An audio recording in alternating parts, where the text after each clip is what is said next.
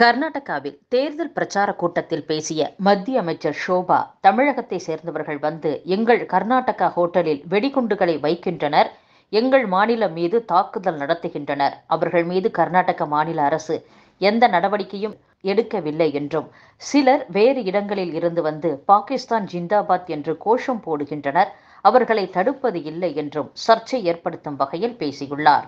அவரது பேச்சிற்கு தமிழக தலைவர்கள் கண்டனம் தெரிவித்துள்ளனர்.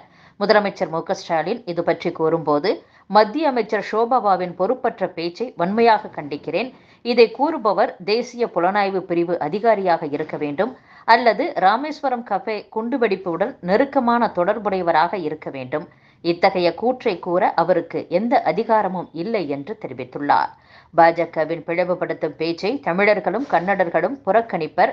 அமைதி, நல்லிணக்கம் மற்றும் தேச ஒற்றுமைக்கு அச்சுறுத்தல் ஏற்படுத்திய ஷோபா மீது உரிய சட்ட நடவடிக்கை எடுக்க வேண்டும் என்றும் முதலமைச்சர் தெரிவித்துள்ளார்.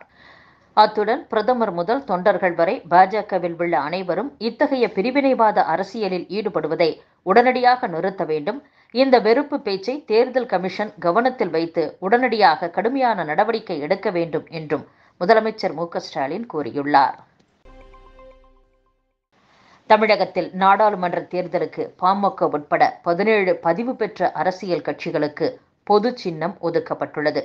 தேர்தல் கமிஷன் அங்கீகாரம் பெற்ற அரசியல் கட்சிகளுக்கு அக்கட்சிகளின் சின்னம் தேர்தலில் ஒதுக்கப்படும். பதிவு பெற்ற கட்சிகள் தேர்தலில் பொது சின்னம் பெற தேர்தல் கமிஷனில் விண்ணப்பிக்க வேண்டும். தேர்தல் கமிஷன் சில விதிமுறைகள் அடிப்படையில் அக்கட்சிகளுக்கு பொது சின்னம் வழங்கும். அந்த வகையில் நாடாளுமன்ற தேர்தலில் பாமகவுக்கு அக்கட்சியின் சின்னமான மாம்பழம் ஒதுக்கப்பட்டுள்ளது. மக்கள் நீதி மையத்திற்கு டார்ச் லைட், நாடாளும் மக்கள் கட்சிக்கு ஆட்டோ ரிக்ஷா சின்னம் ஒதுக்கப்பட்டுள்ளது. இவை தவிர மேலும் 14 கட்சிகளுக்கு பொது சின்னத்தை தேர்தல் கமிஷன் ஒதுக்கியுள்ளது. சாலைகளில் பைக் சாகசங்களில் ஈடுபடும் இளைஞர்களை கிரிமினல்களாக முத்திரை குத்துவதை விடுத்து அவர்களை சீர்திருத்துவதற்கான நடவடிக்கைகளை எடுக்க வேண்டும் என்று சென்னை உயர்நீதிமன்றம் தெரிவித்துள்ளது.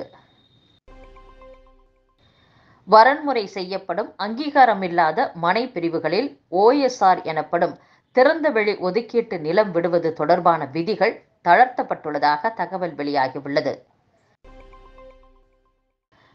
கோவையில் பிரதமர் மோடி பங்கேற்ற ரோட் ஷோ நிகழ்ச்சியின் இறுதியில் மலர், பேப்பர் கழிவுகளை பாஜக தொண்டர்களை அகற்றி பிற அரசியல் கட்சிகளுக்கு முன்னுதாரணமாக திகழ்ந்துள்ளனர். வழக்கமாக அரசியல் கட்சிகளின் கூட்டம் என்றாலே கூட்டம் முடிந்த பின்னர் குப்பை கூடமாக காட்சியளிக்கும். அவை சுத்தம் செய்வதற்குள் மாநகராட்சி ஊழியர்களுக்கு போதும் போதும் என்றாகிவிடும். ஆனால் நாட்டுக்கே தூய்மை இந்தியா திட்டத்தை வலியுறுத்தி தூய்மையின் முக்கியத்துவத்தை உணர்த்தும் கட்டுக்கோப்பான கட்சி என்ற வகையில் குப்பையை சுத்தம் செய்து பிற அரசியல் கட்சிகளுக்கு பாஜக முன்னுதாரணமாக திகழ்ந்துள்ளது.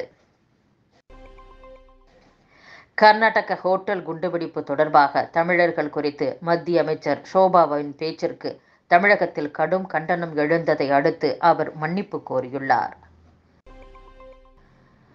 கேரளாவின் மூணாறு அருகே ஆனைக்குளம் பகுதியில் சுற்றுலா வேன் கவிழ்ந்து தந்தை, அவரது 1 வயது மகன் உட்பட தமிழக சுற்றுலா பயணியர் 4 பேர் உயிரிழந்துள்ளனர்.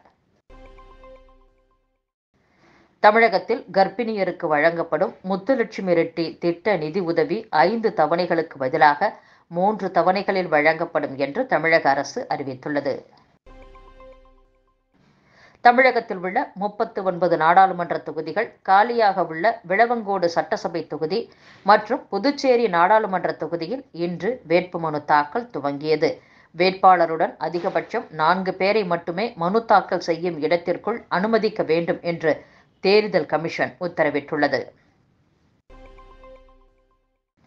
தேர்தல் நடத்தை விதிகளை பின்பற்றாமல் சட்டவிரோத செயல்களில் ஈடுபடும் மதுக்கூடங்களின் உரிமம் ரத்து செய்யப்படும் என்றும், போலீசில் புகார் அளித்து ஒழுங்கு நடவடிக்கை எடுக்கப்படும் என்றும் மதுக்கூட உரிமையாளர்களை டாஸ்மாக் நிறுவனம் எச்சரித்துள்ளது.